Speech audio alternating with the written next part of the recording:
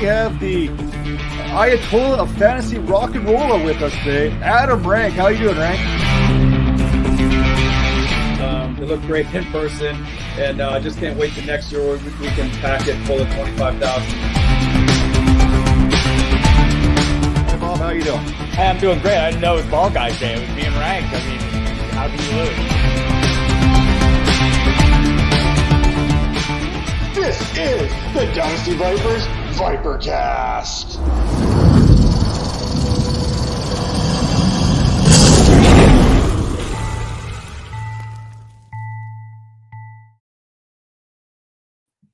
Welcome back once again to the Dynasty Vipers ViperCast. This is episode number 93, and we are bringing it strong as we are powered by the Fantasy Points Media Group.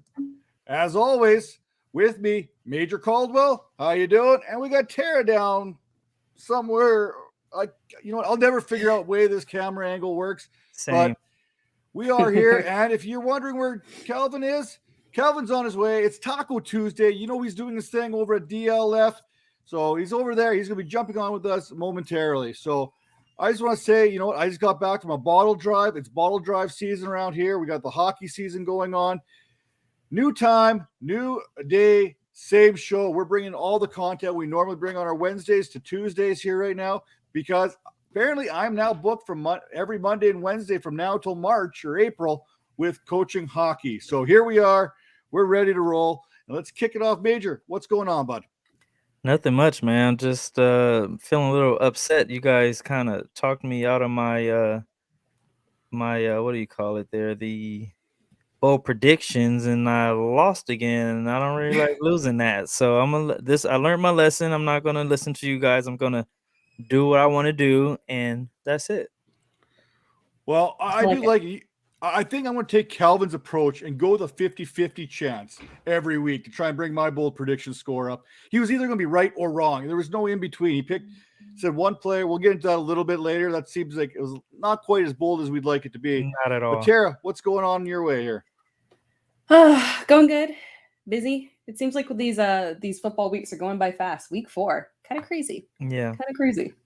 It is. I remember us back in January just starting to launch this, trying to find something to do in the meantime in the off season. And now we're at the quarter way mark here. Like we're 1 week away from completion and we're quarter of the way through the season, which we might have to do some like quarter of the season award show or something. I don't know. Kind of mix it up a little bit.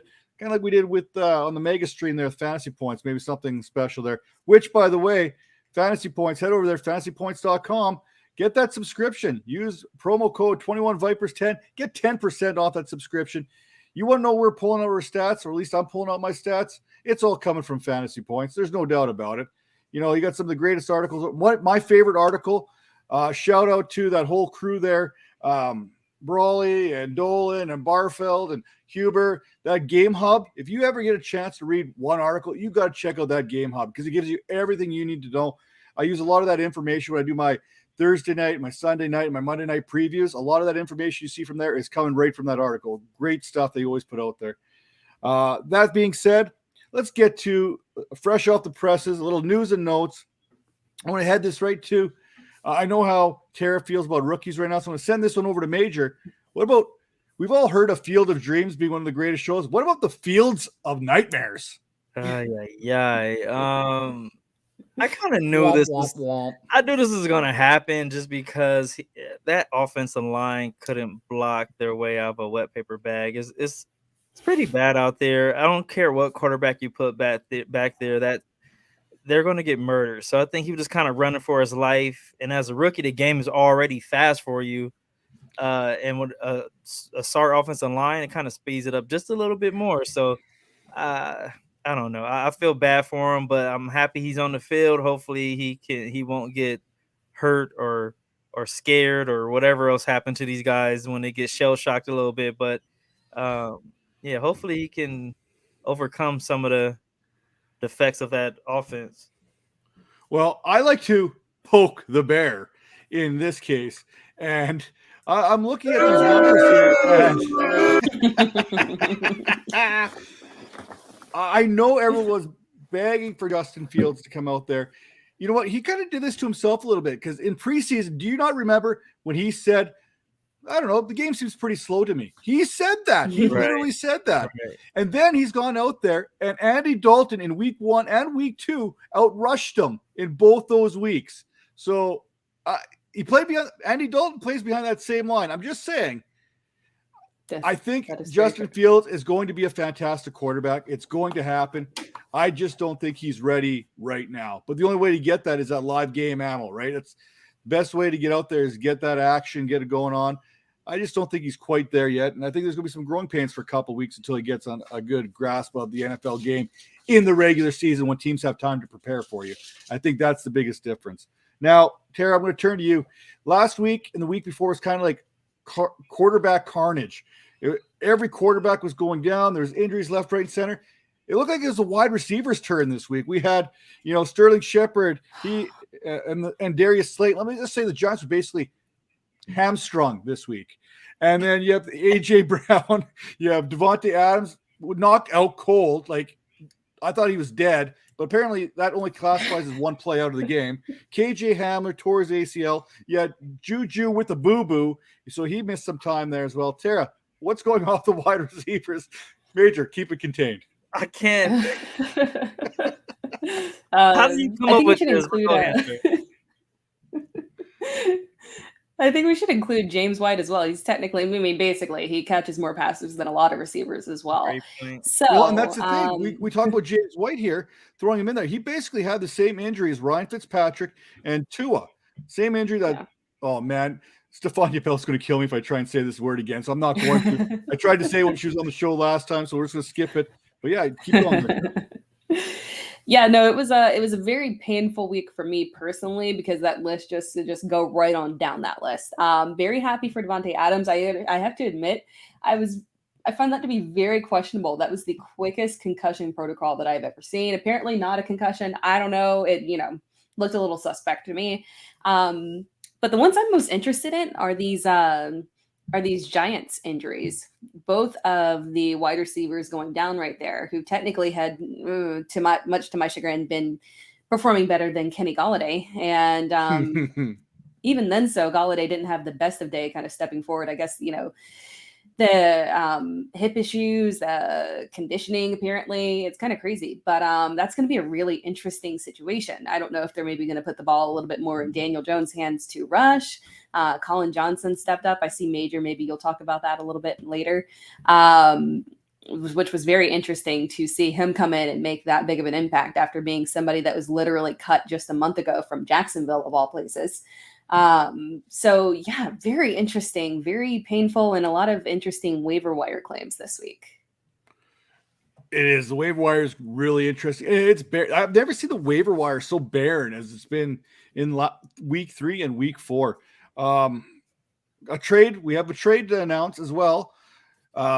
Carolina Panthers wasted no time with J.C. Horn breaking some bones in his foot. Looks like he was going to miss about 3 months, 12 games, give or take, maybe go on IR. We don't know how it's going to shape out yet. Maybe they're holding on hope he makes the last 4 weeks of the season. Anyway, they went out and they got former first rounder CJ Henderson for Dan Arnold. And that's telling me more. Why are we talking CJ Henderson and Dan Arnold? Because we're talking about Tommy Treble here. We're talking about the big man coming in. Make sure maybe you can pay attention for him on the waiver wire. He's probably still there. Just throwing that name out there, especially with how bad the tight end position is right now. He's been one of my guys forever. I loved him in the draft, and I'm so happy that he's actually scored a touchdown last week, and now he looked like he's the man out there. So I'm happy for him. I have him on every team.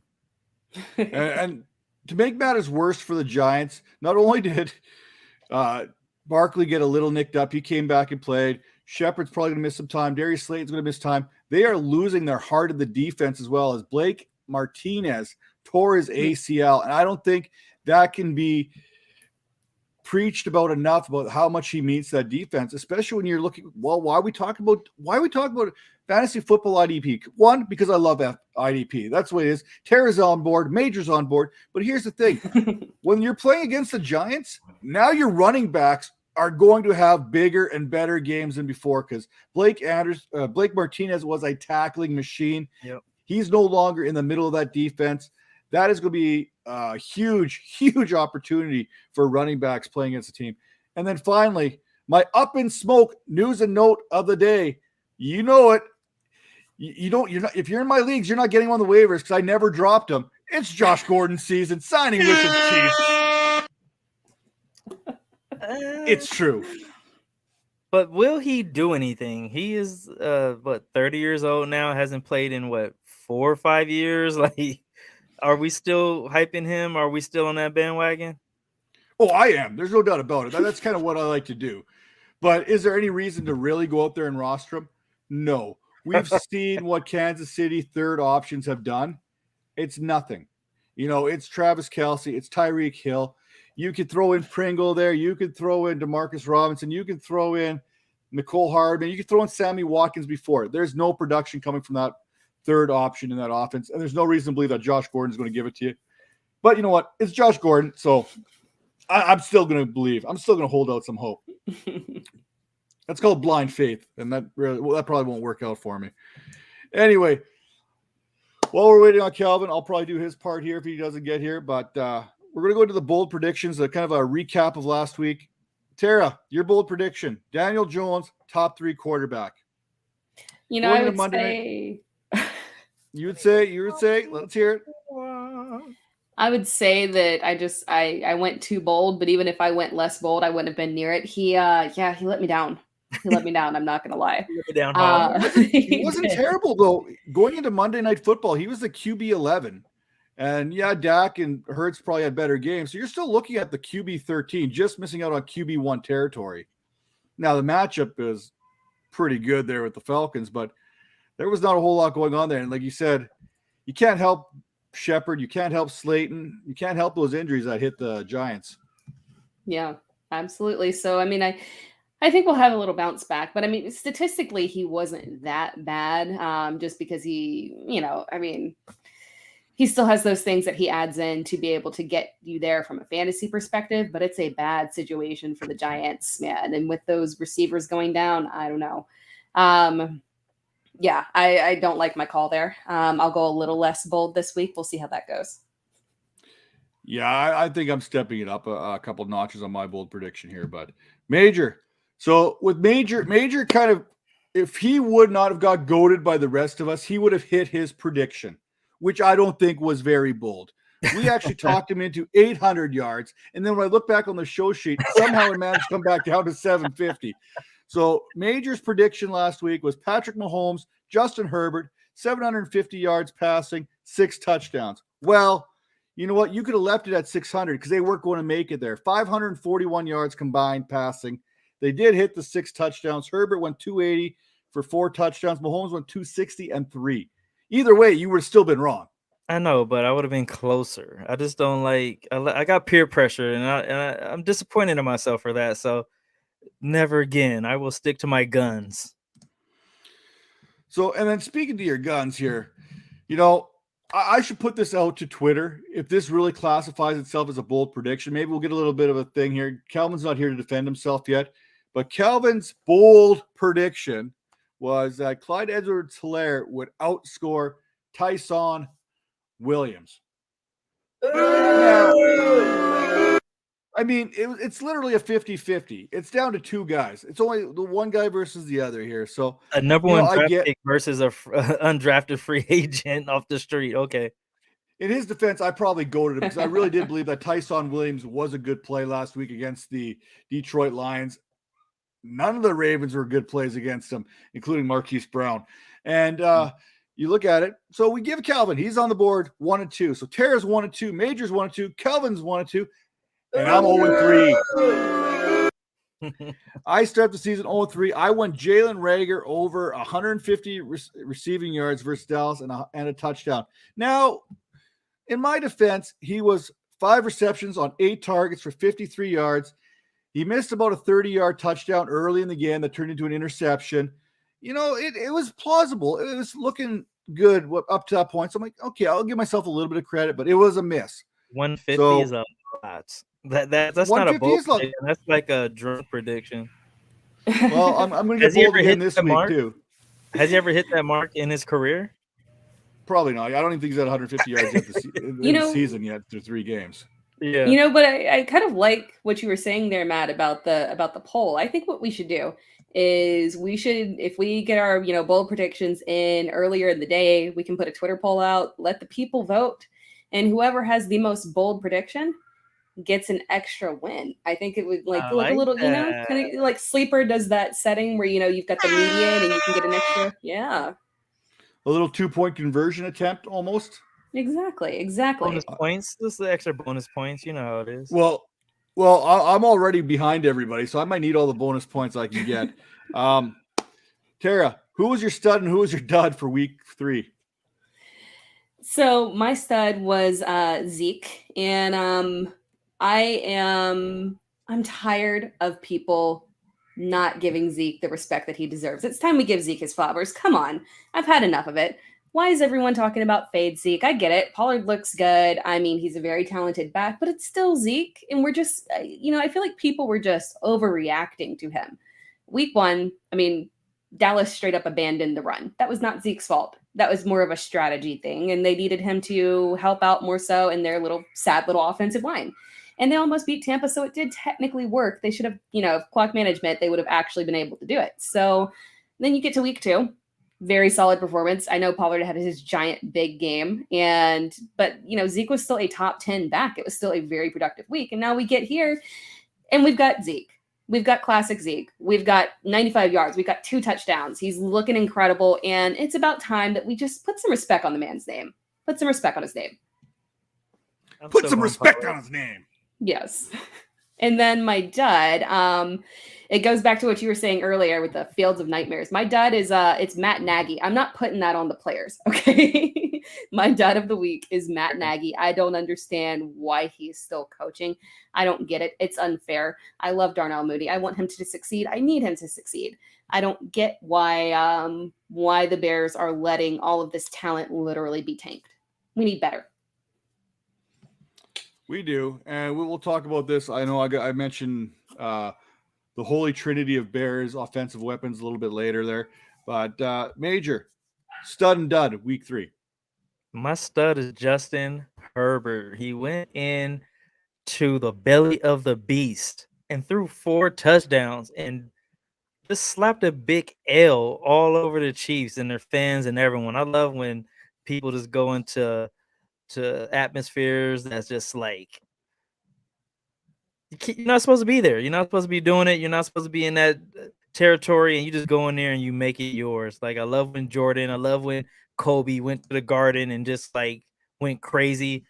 I love Justin Herbert. I love what he's doing, and I think he outplayed Patrick Mahomes. So it's I like what he's doing out there. My dud, I'm gonna go with Kenny Golladay. I don't really even know the stats or anything right now, but he got paid a lot of money, and he went there to be wide receiver 1. And I think he led the team last week with like 60 plus yards, but you had a free agent who just got cut come in and give you 50 so yards. So it's like he's not really performing. And a couple weeks ago, he's yelling at the quarterback and all that good stuff, or the offensive coordinator or something, but something's not clicking with him and the Giants.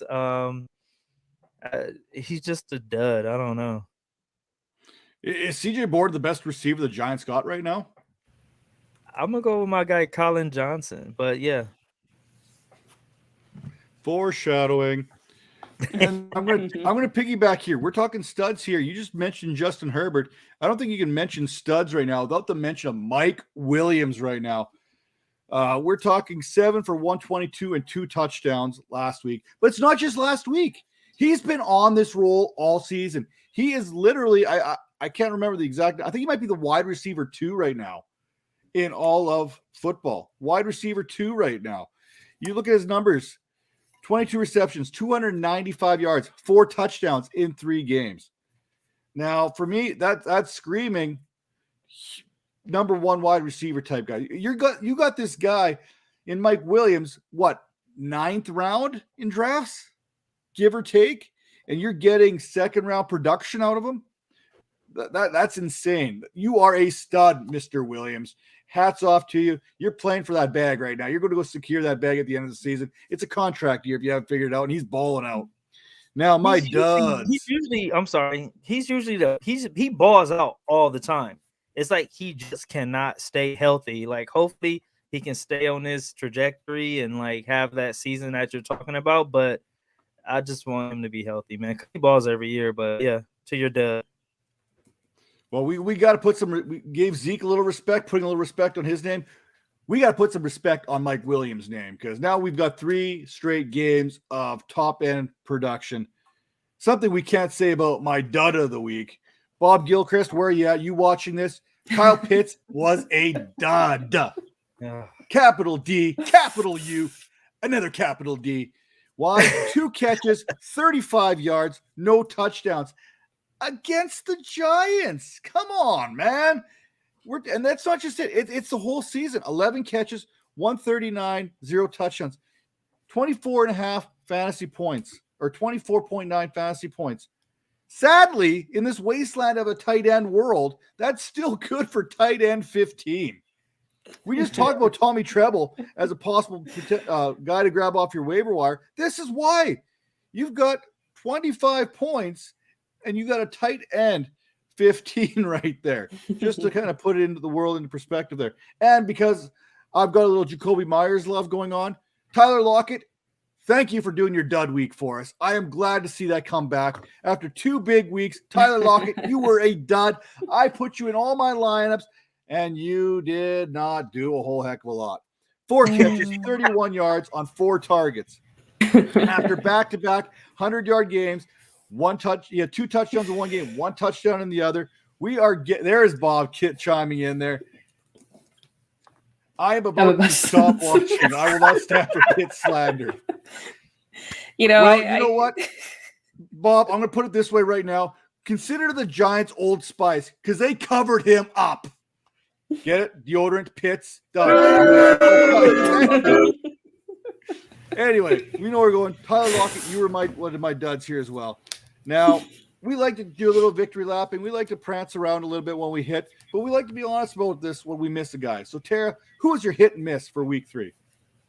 My hit, I can proudly say that I did say, now I don't know if I said this on an episode, I think so maybe, but since we don't have any record other than me going back and watching it, not entirely sure, but in videos elsewhere, Nyheim Hines, I expected him to have a nice bounce back week, give good production, definitely on value, and I hit on that, so I'm very proud of myself there.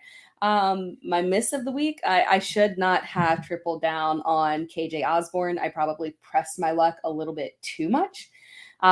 They went towards Tyler Conklin, which is cool because I have more Tyler Conklin than I do of KJ Osborne. So it's, very interesting there. But yeah, I missed on the KJ Osborne. I hate that. But I don't think that he will disappear for the rest of the season. I think it was just, game scripts happen. They do. And I think KJ Osborne, he's going to be good going forward. I think he's kind of got that. We've seen Kirk Cousins is another one of those guys who's balling out there, getting no respect. He's supporting basically 3 top-end wide receivers right now. He could have 3 top 25 wide receivers when it's all said and done with Jefferson, Thielen, who's absolutely balling out as well. There's no regression on Thielen. We keep waiting for it to fall out. It doesn't happen. Justin Jefferson does what he does. I regret it. Yeah, you know what? We all do silly things. I think I even traded DJ Moore at the start of the season, so shame on me. Major, let's hear your hit and miss because I want to bust your backside here a little bit on this one. So I hit. I'm going to have to go on my guy, Brandon Ayuk. Like, I've been waiting for him to do just anything, and he scored. So, like, I'm happy about that. So before it was like he got in the game, then got a catch, and then now he scored a touchdown. Now we're going to have the 100-yard game moving forward. So, like, I think he's back into the good graces of the coaching staff and out the doghouse. So hopefully this continues because I need him to perform because I picked him up everywhere as, like, my wide receiver 1. So, yeah, Brandon, thanks for being a friend. Thank you. And for my you know what? He's only 63 yards away from hitting 100. Hey, but all we need is touchdowns. That's all that matters in fantasy football. Touchdowns. That's it. Ask Adam Goodwin. My is Jawan Johnson. I thought he was going to be the next coming of whoever tight end you think is going to be the best tight end. Week 1 had a couple touchdowns. Week 2, I was like, oh, maybe it's just a down game. But it seems like he's just kind of not even in the offense anymore. So I kind of missed on that one because I picked him up off the waiver wire everywhere thinking that I'd stole something. But I think I want to return it at this point. But, yeah. Well, who's your hit and miss, Matt? Well, I'm going to kind of piggyback here real quick off Brandon Ayuk here a little bit. If you caught my Sunday Night Football preview, I kind of compared that Packers 49ers matchup to the 1993 version of the Super Mario Bros. I remember as a kid playing all the Super Mario games, getting excited about them bringing this movie to real life.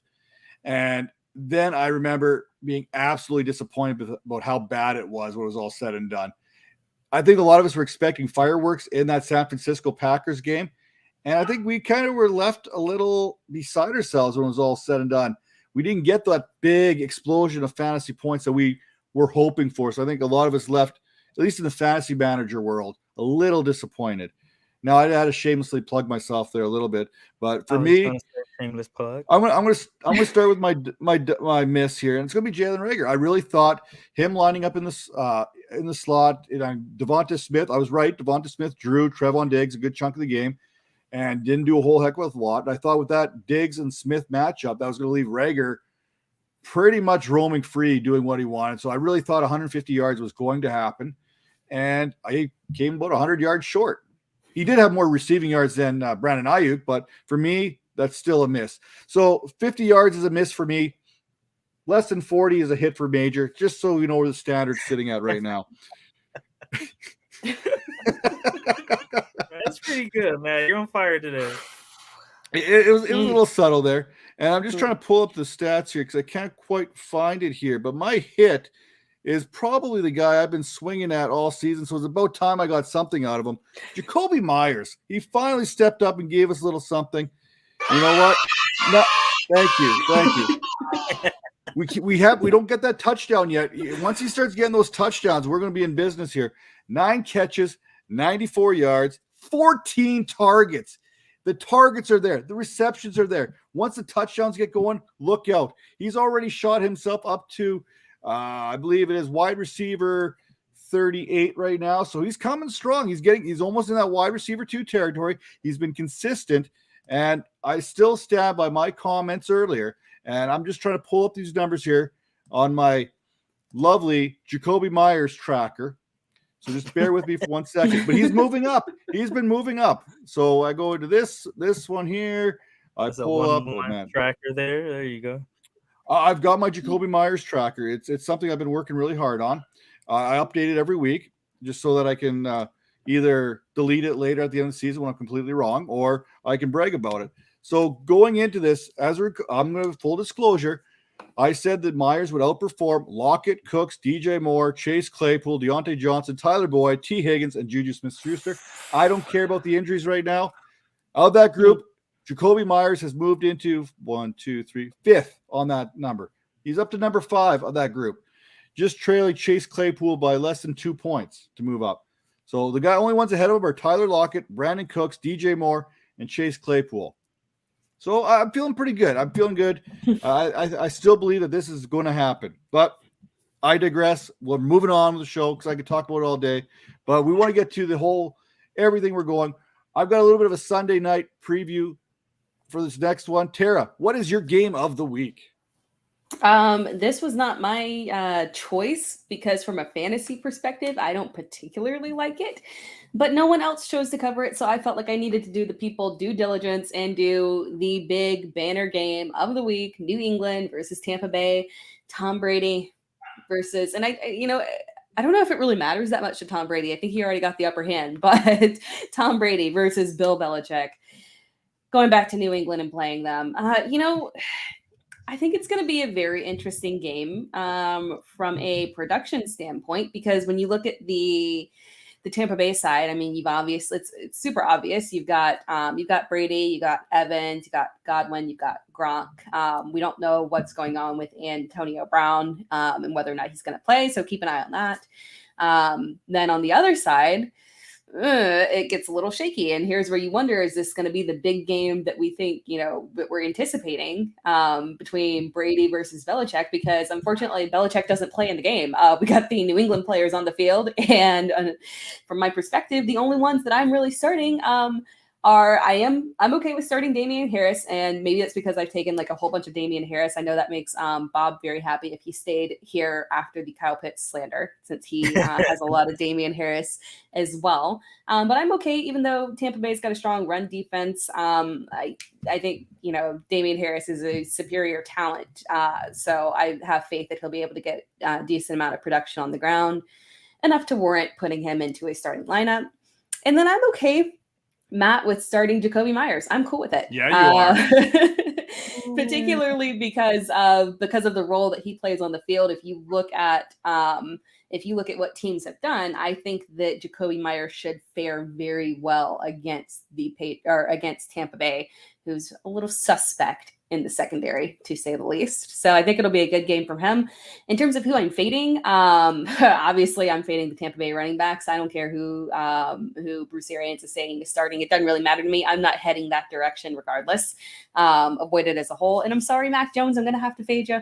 I get that there might be a lot of volume, but I don't think there's going to be enough to warrant it. I'm just really not on the side of a lot of the of starting the rookie receivers from that perspective right now. And the sneaky plays of this week, again, I think it's going to come down to Nelson Aguilar or Kendrick Bourne.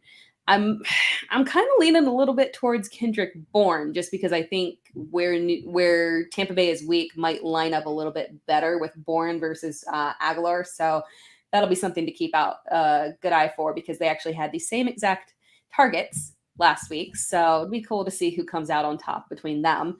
How I see this playing out from a fantasy perspective, we know the output that's going to be on the Tampa Bay side, but we don't really know on the Patriots side. So I think we're going to get into a very interesting situation with those receivers, where you're going to be facing a team who randomly decides, I'm going to start Jacoby Myers, and he's going to have a big blow up game, and that's literally going to carry that team to victory over you. So it'll be very interesting to see how that all shakes out in terms of the target share.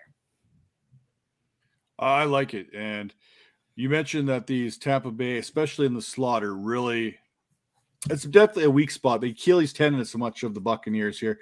We've seen what Cooper Kupp, we've seen what Deshaun Jackson did to them last week. Van Jefferson got involved. Higbee got involved. Everyone was involved in the passing game. So that's definitely a good matchup to keep an eye on. And I might have been adjusting my bold prediction for this one a little bit later as well. It really shouldn't surprise anyone who's watching the show what my bold prediction changed. I got two of them out there right now. They're both bold, but Major, what's your game of the week? I'll go Arizona Cardinals and the LA Rams. Two players that you have to play. I think it's going to be just a quarterback bonanza. They're going to be throwing the ball all over the yard. You got Kyler Murray, who's an MVP candidate. You got Matthew Stafford, who's just like balling out of control. This guy looks like he should be the MVP as well.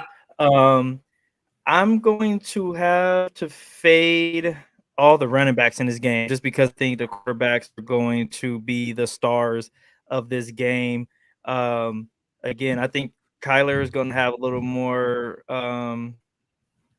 success running the ball more so than passing the ball, but I think Matthew Stafford is going to put up some big numbers in this game.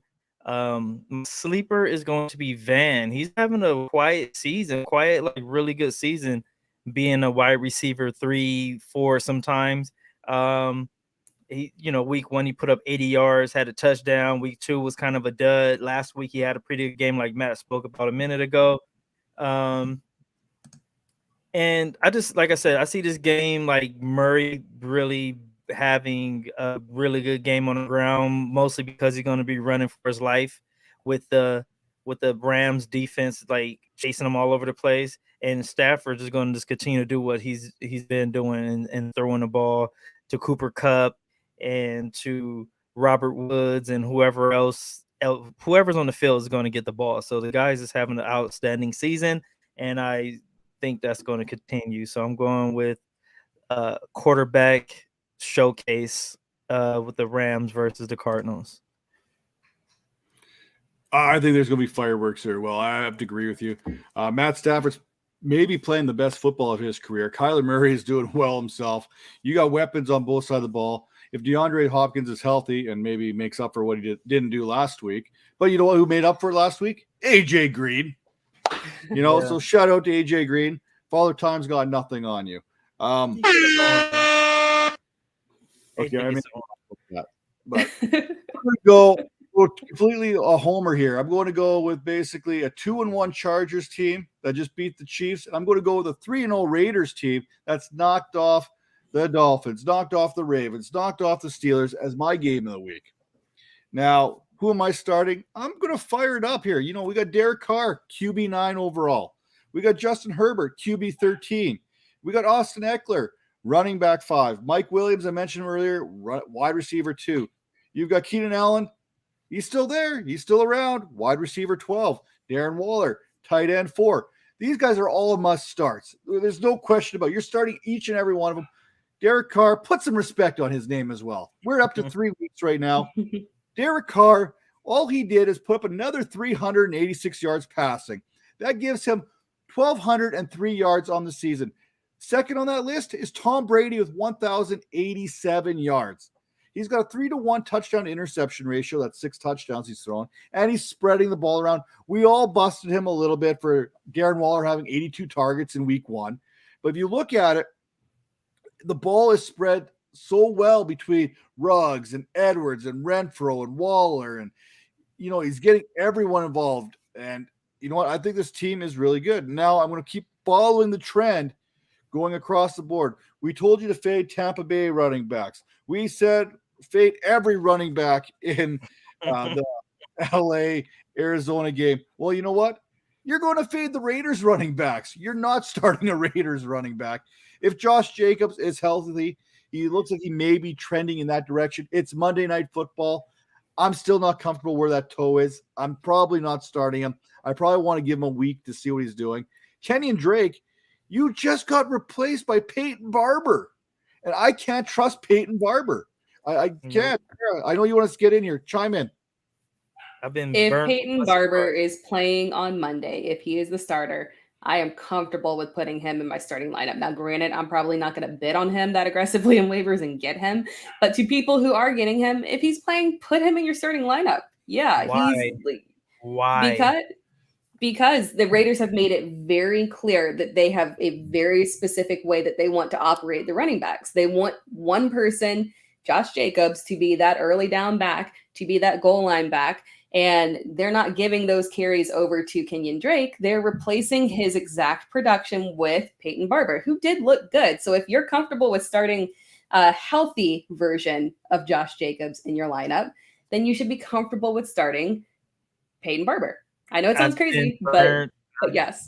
I've been burned by Barber in Tampa Bay and Washington, and I'm not going to do it again. So I'm off that train. So enjoy different situations. We can all agree, going back to last year, that this Dolphins defense was pretty good, right? We all agree with the Dolphins. They had a good defense. They kind of took on Flores' kind of personality and whatnot. Peyton Barber, 23 rushes, 111 yards, scored a touchdown, basically had a 4.6 or 4.8 yards per carry.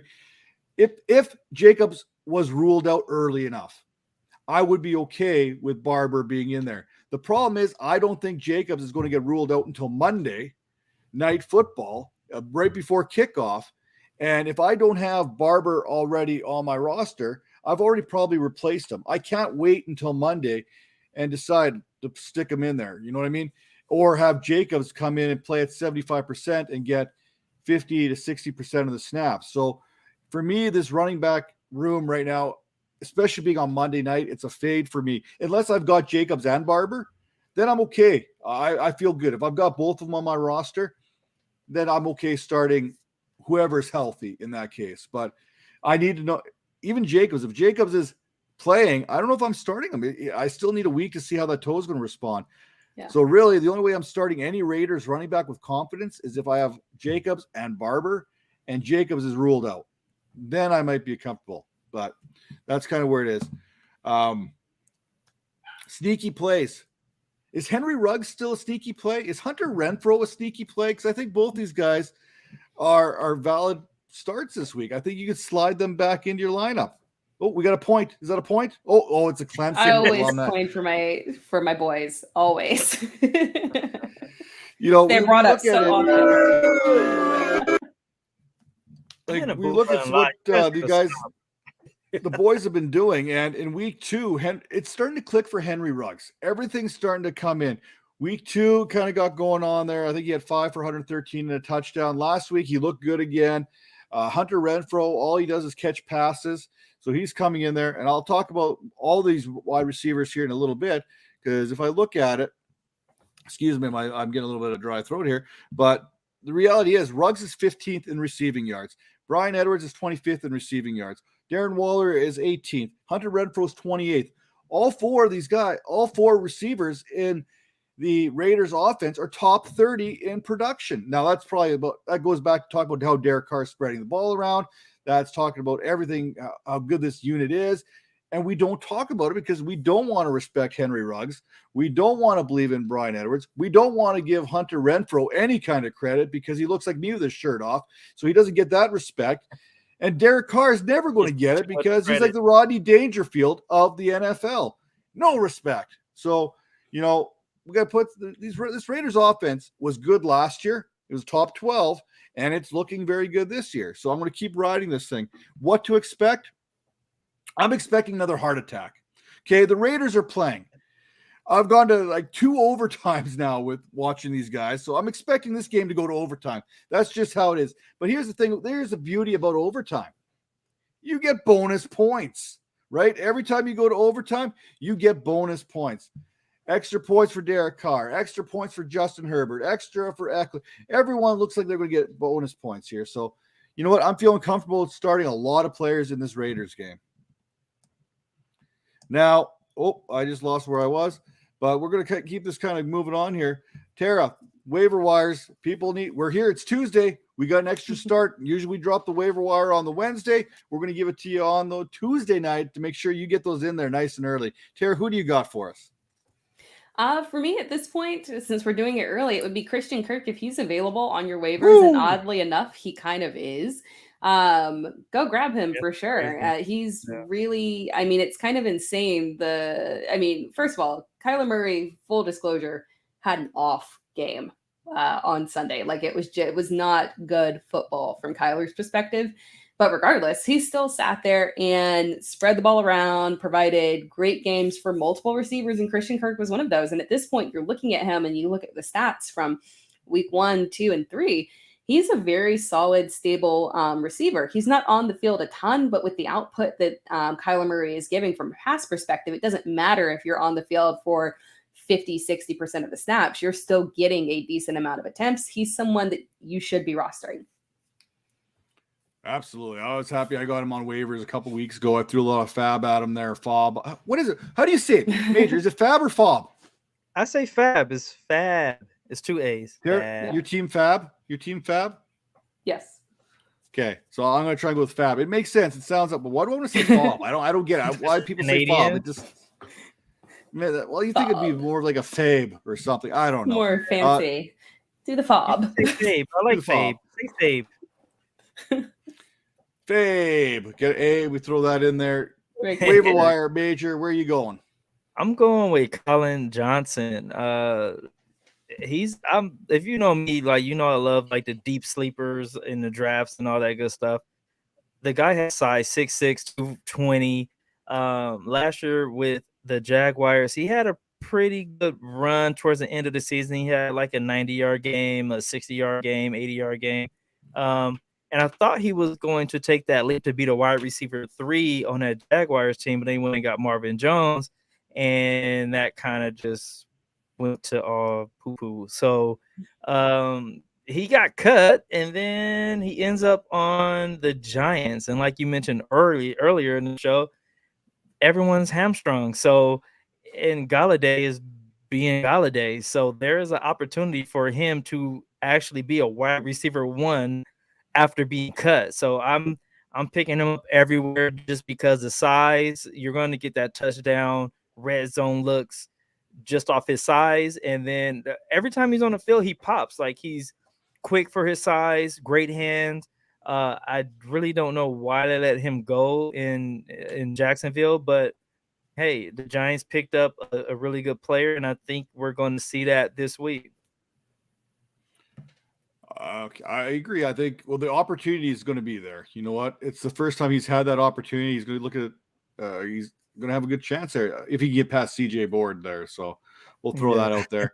But have you ever made a trade, a 2-for-1 type trade, where you were giving up probably too much, but you decided to do that so you could jump the moon here and grab a guy off the waivers? No, I don't think I have. So there was a player on the waivers last week, and I'm going to recommend him here again. But I made a 2-for-1 trade where I traded Robbie Anderson and Zach Moss for Courtland Sutton. You know, it's a pretty good trade. I thought it was pretty even to begin with. I like Courtland Sutton, but, you know, people could argue Zach Moss has had a couple good weeks, so that might bite me in the backside. Yeah. But I made this trade to free up a roster spot so I could get ahead of the waivers this week and get myself Rashad Bateman onto my lineup. He is eligible to return to practice this week, and we've seen this Ravens passing game. Marquise Brown left his hands back in Baltimore, and it was just dropping things left, right, and center. Rashad Bateman, he don't do that. He don't play that game.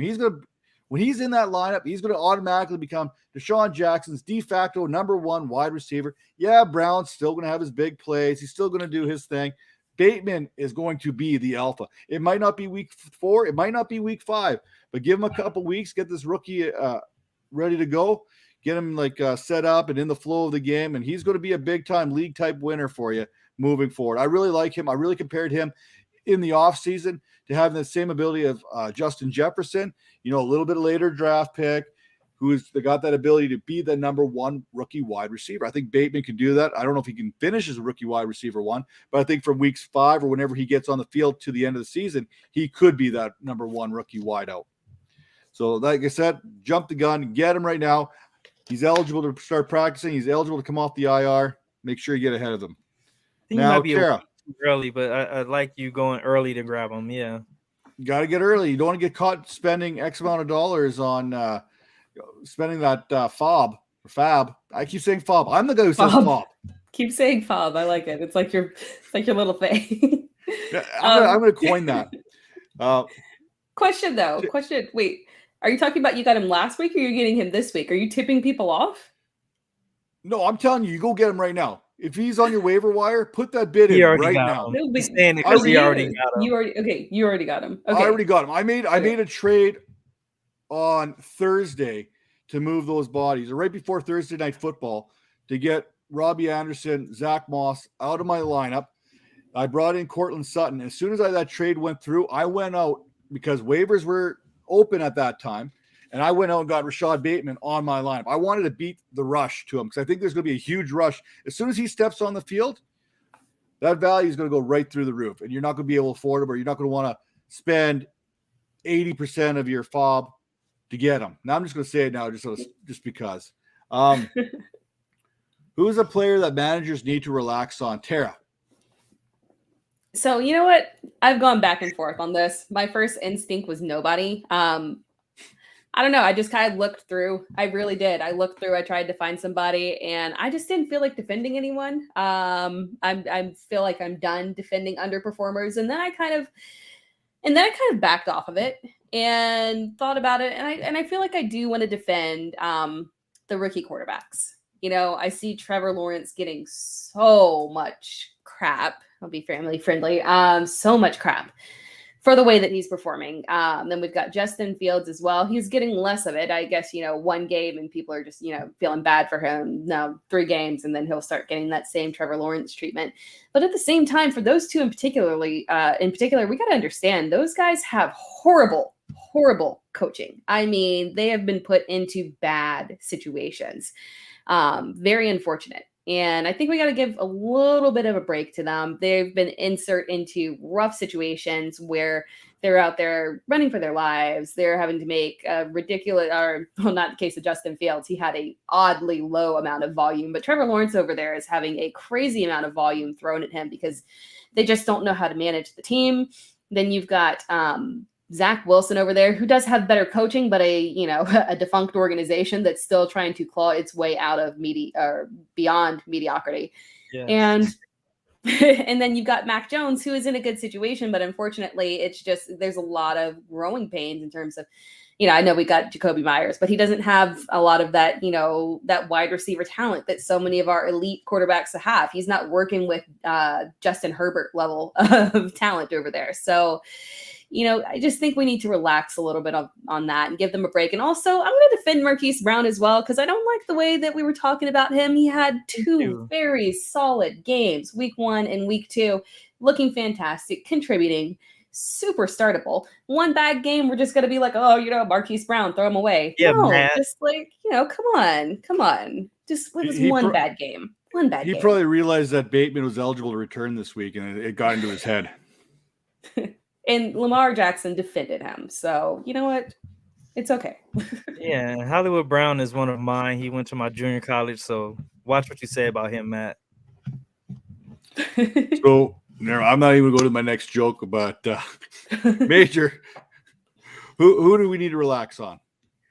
I'm kind of like Tera. I was searching. This was like the hardest question for me this week, and it's usually one of the easier ones, but I just kind of pulled a name out of the hat, and it's Tyshawn Williams. Like, he's a undrafted running back that was kind of just thrown into the starting spot. So it's going to be very volatile for him. He's going to have good games. He's going to have bad games. But let's give him a break. I hear people kind of talking mess about him just because, he's putting up like 20 yards and 30 yards a game or whatnot. But that offense is I don't know how they're winning because I don't see the receivers are not doing very well. The running game's not doing very well. I'm just going to say that it's the quarterback. I guess he's just the one putting everything on his back and taking them to victory because the team does not look good right now, but they're finding ways to win. And I guess that's all that matters at the end of the day. Give him a break. I think he'll, get a little bit better, as the season go on. So let's relax a little bit.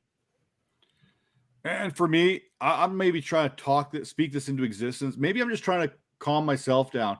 But it's that trinity of offensive weapons for the Bears. It's the Justin Fields, it's the Darnell Mooney's, it's the Allen Robinson. I mean, Justin Fields, I think, was sacked more than passes completed last week. I don't know what the actual number was, but I think it was pretty darn close. I think Justin Tucker had more yards on a field goal than the Bears had on offense. I know that's pretty much a fact. Don't fact check me on that. I have to slide that in there somewhere. But you know what? I still stand by the fact I don't think Fields is ready to step in under center yet. There's still some parts of the game he has to understand and learn, but I think the only way to learn that is to be under center as well. So it's kind of a catch-22 for him. He's going to take these pains. He's going to take it's going to be a little bit of a learning curve for him here. It may take week 5 before Mooney and Robinson get going again, but we've seen Robinson perform with just about every single quarterback that he's ever had. We've seen Darnell Mooney catch 61 passes last year from Mitch Trubisky. So we know even if Fields is struggling that these wide receivers are going to get going again. So you all need to relax a little bit there. Hopefully Bears fans, you know what? I can't speak for you right now because that was bad. That was rough to watch. Who is that unsung hero for you this week though, Tera, that's going to carry your fantasy team to victory? Do we want to do players panicking first? Because let's go to panicking first. Yeah. I don't know why I'm so eager to talk about Big Ben, but that's who I'm panicking on. I know. I was gonna. It's a bad situation. he doesn't look good. And I was someone who was like, well, he's got, preseason, he's got all these great receivers. I don't see how he can't throw for the yardage. Apparently he can't really. The only one who was benefiting from this clearly was Deontay, just because of the amount of targets that he was getting and the fact that he's not a big, just the role that he plays in that offense. And now that he is out, unfortunately, it has gone to Najee Harris, who has suddenly become the recipient of more targets than any receiver really even deserves, let alone a running back. So unfortunately, I don't think it bodes well for literally anybody in that offense other than Najee Harris from a PPR perspective. Although I guess the volume is just so fantastic that even at a standard perspective, it's kind of crazy. But yeah, unfortunately, I think Ben should have retired last year. I don't see it turning around. He just looks like he's ready to be put out the pasture, unfortunately. So I don't know how Pittsburgh remedies this situation, because their backup quarterbacks are nothing to be desired either. I was very shocked they didn't take a quarterback in the draft or try to do something there. So I don't know where they go from here. I don't know if it's really repairable, unfortunately. And it sucks because they've got a lot of talent on that offense. It is, but I think we were all thinking the same thing with Ben last year at the end of the year. Enough is enough. And then we thought this year he was coming back. He's got some good wide receivers, 3 potential 1,000-yard receivers. Hasn't been that way. Speaking of a quarterback who's got some good wide receivers, who you got? Who are you panicking over there, Major? I was gonna go with Trevor Lawrence just because last year we had 2 quarterbacks. Joe Burrow was looking really good before he got injured, and then you have Justin Herbert, who kind of like just broke all the records and did all what he did. But after Tera, kind of she did a good job defending the quarterback, so I feel bad now. So I'm gonna just slap that on the coach. I'm gonna say Urban Meyer is like, I don't know what's going on in Jacksonville, but it looks like the team doesn't even know how to play football. And to me, that's a coaching problem. Like when your team is just making mistake after mistake, or just, you have Trevor Lawrence, who's like the highest graded quarterback ever to walk the face of the earth. Like, and he can't complete a 5-yard pass. Is kind of like that's the coach's fault at this point, especially with all that talent. You have really productive veteran wide receiver to lead that squad. You have a running back who ran for 1,000 yards last year out of nowhere. You have some young talent in Chenault and Shark, and the defense have a lot of young studs. That defense is so good, but they just can't put like 2 together. So I'm going to say Urban's going to be a one and done, another one and done quarterback, or no quarterback, a college coach that came to the NFL and fizzled out in 1 year, and look for Joe Brady or someone to take over that offense and really show you what that offense has to offer. But yeah, I don't understand how that coach, a great coach in college, cannot even get the team to look decent. They're not even playing hard for them. Like in Detroit, they're playing hard out there. The Jags look like they're just there, and it's sad because they have a lot of talent. Yeah, well, the one good thing about Urban Meyer, he finally started using James Robinson, so that was a good thing to finally see for all those James Robinson managers out there that have been plugging him away for the last couple weeks. I put him in week 1, shame on me. I put him on week 2, shame on me. I stuck with him week 3 and finally paid off. Now, DJ Vic is coming at us with a question. I like to get these questions in as soon as they come in. DJ Vic, what's up, guys? Traded A-Rob for A.J. Brown, full PPR. He's 3-0. He likes AJ's rest of season schedule, and hopefully he gets better soon. Major, what do you think? A.J. Brown or Allen Robinson? I think Major is frozen. Really looking at this. So, Tara, who do you got? I like the trade. I do. I really like AJ Brown. I know it's been a little rough of a start to the season for him. I hate that we have to go through this whole injury thing again. It's similar to what we went through last season, especially because this one is not something that is going to be easy to play through. But I think as if you're 3-0, so you're looking towards those playoffs. You've obviously got a great squad, and I think it's going to pull through for you at the right moment. I worry that it's not going to pull through for Allen Robinson in the same way, just because of that quarterback and the coaching situation we've talked about today. And see, here's where I'm at with this. I look at this, and I'm basically, you're going to get Allen Robinson's going to take at least 2 weeks with Justin Fields to get everything going again. I think that's just kind of where it is. Justin Fields is going to have at least 2 more weeks where he's got to try and figure things out. A.J. Brown, you're probably not going to have him for at least 2 weeks as well with that hamstring injury and everything that he's dealing with. So both of these players, you're not going to get much out of them for the next 2 weeks, in my opinion. If you like A.J. Brown's schedule, and it does shape up to be a really nice schedule, I like this trade. I think this is a good trade, especially you're 3-0. You look at that rest of the schedule. You're not giving up much into these next 2 weeks. I like it there, DJ. Major? I was lost for a second. I'm back. I mean, let's see. A-Rob has shown you time and time again he doesn't really need a good quarterback to produce. So I think he's going to find a way to get his numbers. AJ Brown. Well, he's hurt, right? So I don't know if he's going to be able to do anything for the next week or so. But I don't know. To me, that's a toss-up. I like both of those guys pretty much about the same. But, yeah. I don't know what we're talking about because I fell off. It's all right. I was really thinking about pulling both the frozen you want and the new you and having both you going at it. But battle each other. Like the spider. We're going to hit you with a little bit of rapid fire here. Who is that unsung hero, Tera, that's going to carry your team, your squads, to fantasy football glory this week? For me, it's Van Jefferson, and I really like this one because if rapid fire, so they're playing against the Cardinals. Look at the third receiver that has played against the Cardinals in week 1, 2, and 3. Chester Rogers, KJ Osborne, Laviska Shenault, who was decent, but that, it was decent enough. It bodes very well for Van Jefferson. I think that he's going to have a good outing against the Cardinals. Okay, another question coming in here. Would you take a shot, Major, on Marlon Mack for a waiver coming up? Nope. Tera, I know you're a big fan of him. That's it. I would do it. I would.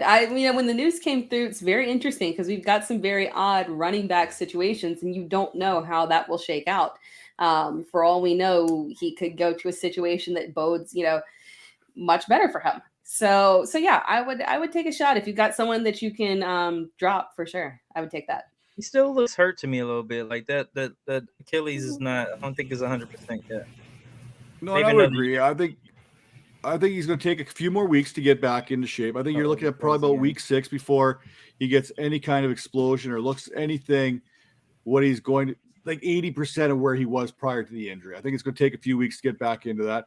I think it all depends on what this is going to cost you. If it's going to cost you your number 1 spot in your waiver priority, I would probably hold back on it. If you're looking at maybe 15 to 20% of your fab, then yeah, I'd take a shot at it that way. I definitely put 15%, 20% down in that situation. But if I have a top waiver priority, I'm probably holding on to that waiver priority if it rolls over to the next week. But if I've got like spot 8 or 9 on the waiver, yeah, why not put a bid in for him? What are you giving up? What's the guy you're dropping? So I think that's what it comes. I think that's what it comes all down to when you're looking at it. Who you got that roster spot? You might as well roll the dice. Maybe you hit big, maybe you don't. It doesn't cost you anything. So I say go ahead and take a shot. Major, who's that unsung hero for you going to be? I'm going with my deep sleeper guy, and I think it's his time now. I'm going to go with Ramondre Stevenson. Like, everyone else is hurt. Like, you have to play. Like, do you have to play? Like, you have to play. Like, no one else is left. Like, you have to be able to get in the game. I don't know what Belichick does with running backs in the first year. He likes to sit them for a whole year for some reason, and they don't get any playing time at all. But, like, it's my guy. I want him to be the man. Like, I felt good because preseason I was like, look, I was right.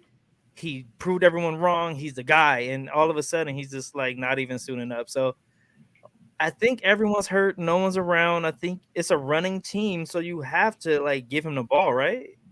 Right? No. Yeah, Right? Major. You know what? If you keep putting him in this column each and every week, eventually it's got to hit, right? I'm hedging my This is not a Jacoby Myers situation. It's not a Jacoby Myers situation. I'm sorry. No, I can't stick with you on the Ramondre Stevenson thing. Not this year. Not this year. Unfortunately, I get it. He's talented, but for what? No one left, Tera. Who else is going to play above? Like, who else can they put in the game? Damian Harris. But they've they don't already got. They've got James White replacement there. It's JJ Taylor. He's been there. He's ready to go. He's going to slide right into that James White role. It low-key actually might be Brandon Bolden. I really do think that they're getting thrown with a very weird curveball where he does not like JJ Taylor for some reason, and that poor boy is not going to get the chance, and it's Brandon Bolden. Sorry, JJ. Well, I wish it was, but Bolden got first crack at it last week, and he did okay in that role. So, Ramondre, I still think he's the goal line back. I still think he's LeGarrette Blount, but he hasn't earned that LeGarrette Blount love from Bill Belichick yet. Well, can he suit up at least? Is he going to suit up at least? Is he going to be active? Because he hasn't been active the last few weeks. I mean, that might be your bold prediction. Yeah, that's the bold prediction. That's prediction. Ramondre Stevenson. I'm changing mine right now. I think he's active. I think that makes sense. But okay.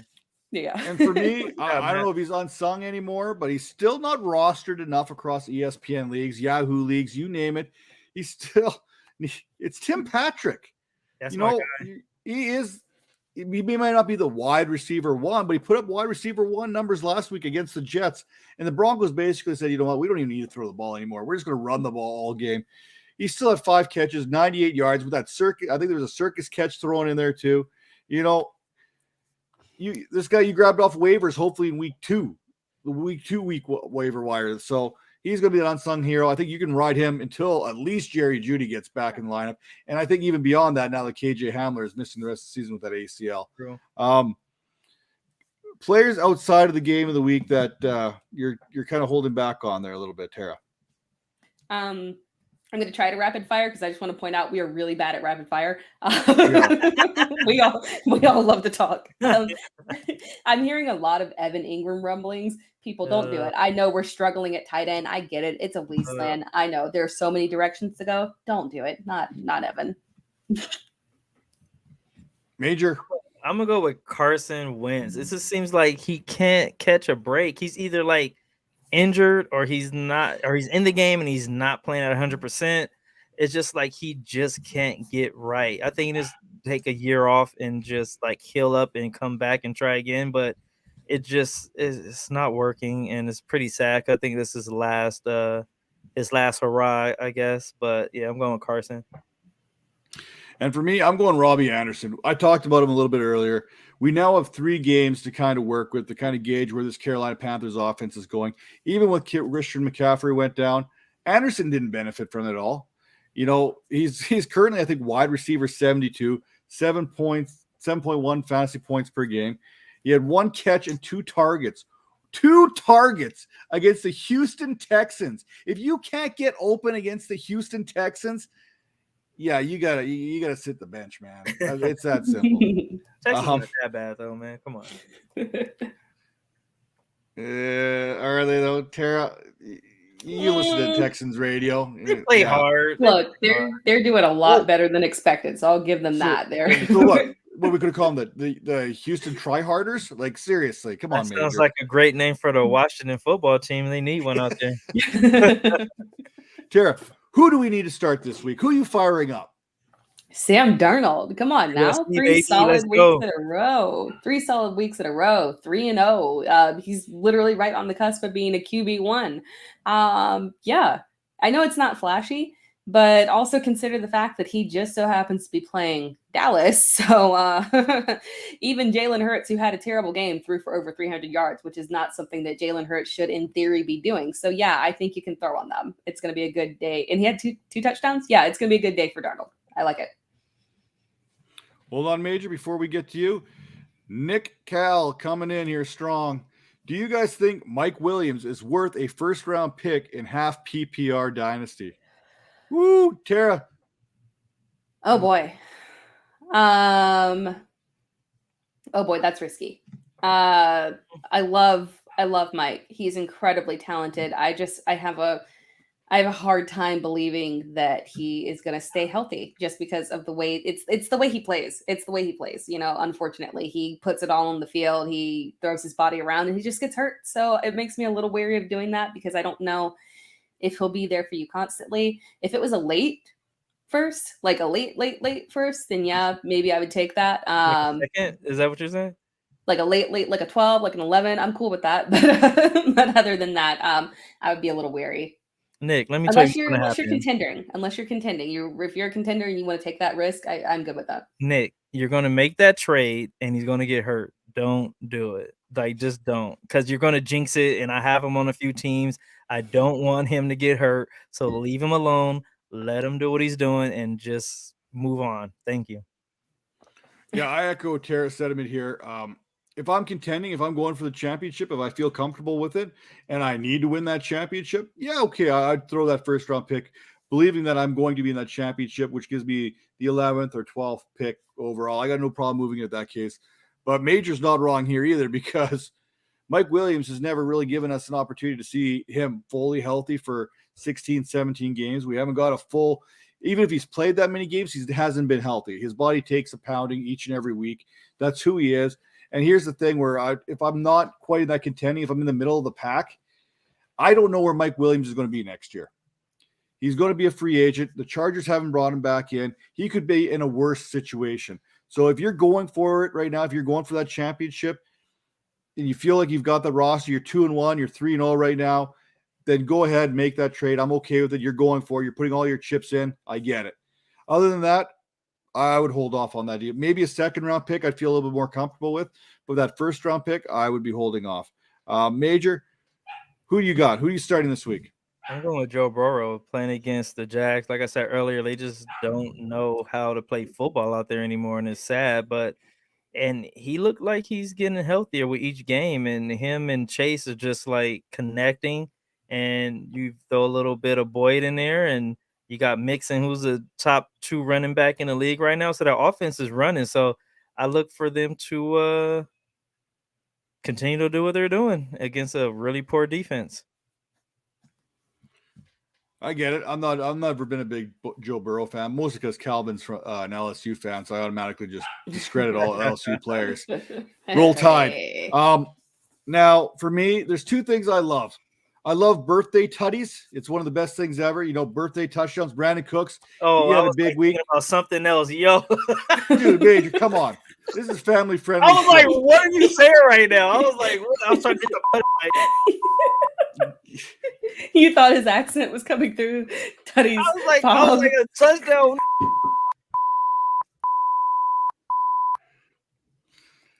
So, yeah, Brandon Cooks, it was his birthday weekend. He went off on Thursday Night Football. I love when that happens. It's one of those things. I got that from Sandro. Sandro, he does a lot of stuff there at XM Radio. He's big into the birthday touchdowns. And, so I'm all for it. But the other thing I love is revenge games. And we are going back to Foxborough. And I think Antonio Brown, watch his health status here. Make sure he's cleared the COVID protocols and everything leading up to it. But I think Antonio Brown is about to have a big game. Why? Because, they're not going to – you think Bill Belichick's going to want Gronk to beat him or Mike Evans or Chris Godwin? Like, who do you take away? Bill Belichick has success taking away the biggest weapon that a team has. Well, there's too many weapons on Tampa Bay to take any of them away. So it's going to be a revenge game, and it's going to be, I think Tom Brady's going to have a big game. I think Gronk's going to have a big game. Antonio Brown, he's going for revenge too. Fire it up. I love this matchup. That's going to be a blowout. That's a great call. That's going to be a blowout. Now for everyone's favorite part of the show. Let's go, baby. Bold predictions. I said predictions. Tara, what is that bold prediction for you? For me, I talked about him earlier. It's Van Jefferson. I believe that Van Jefferson will be a top 20 receiver this week. I've looked at 20 is a little low. 20 is not low. Come 20 on. sounds low. 20 sounds weak. Because no. Because I actually did, in order to determine that, I went and I looked at the fantasy points. So let's see. You do your bold prediction while I pull out my justification for this. All right. Tera's fact checking right now, which is something we've never seen done on this show before. So, Major, while we're doing some fact checking behind the scenes, what's your bold prediction? I'm going to stay with my game of the week, and I'm going to go with Kyler Murray is going to be the leading rusher in the game, period. Both teams. He's going to be the leading rusher in the whole entire game. Is that really bold when you're talking about like Jake Funk, Sony Michel, Chase Edmonds? Is Sony that really looked good last week. I bet you if we look at the guys, pull up, Tera, while you're fact checking, pull up Kyler Murray's running totals and see if they were more than Chase Edmonds and Sony Michel and Jake Funk. That seems like research that's unnecessary. We don't do that doing it right now. When did we start? When did we start these new rules? I don't like it. Well, you just wait. Is it rushing yards or is it rushing touchdowns? Rushing yards. Yards. Kyler Murray will be the leading rusher in the Arizona LA Rams game. Is Major's bold prediction. He doesn't rush for a ton of yards. Week 1, 20. Week 2, 31. Week 3, 19. Chase Edmonds technically doesn't rush for a ton of yards either. So let's see. None of them do. So it's a bold and smart prediction. Chase Edmonds, 63, 46, 26. It's like being cut down by 20 every single game. It's not a good trend. I may have seen that. And start doing some calculations on my own. Okay, Tera, what did you check your Van Jefferson? You still need time? Yeah, no. So my justification. So remember, my justification was that the third receiver on every single team that has been playing the Cardinals has had a breakout game. And if you look at week 2, KJ Jefferson, his breakout game, he was wide receiver number 17. So basically my bold prediction is I'm predicting that this trend continues. So if I go top 15, then I'm exceeding expectations. I think top 20 puts us right in there with it's bold. Okay. Yeah, it's like that sweet spot of the actual prediction, the trend. I'm being realistic. I'm just really trying to coach you into like making yours more unattainable. So I'm trying to use the trick you guys used on me last week. I'm trying to do that to you guys. Tera, I feel that. That basically sums up my entire fantasy football career. I try to set that bar so low that every once in a while I trip over it. Right? That's kind of where we're going with this, setting the bar low. I got 2. I'm throwing out 2 there because why not? I'm way behind. I'm over. I'm over. So I'll take a half point on each one of these. But no. My bold prediction to start the show was that both Henry Ruggs and Edwards would each have 100 yards and a touchdown against the Chargers.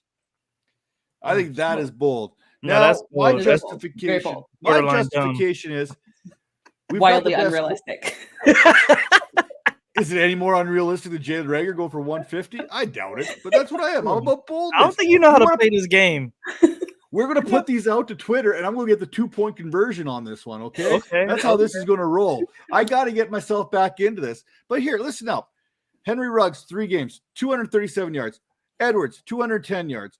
Waller, 224. Renfro, 204. They've got 4 receivers with over 200 yards.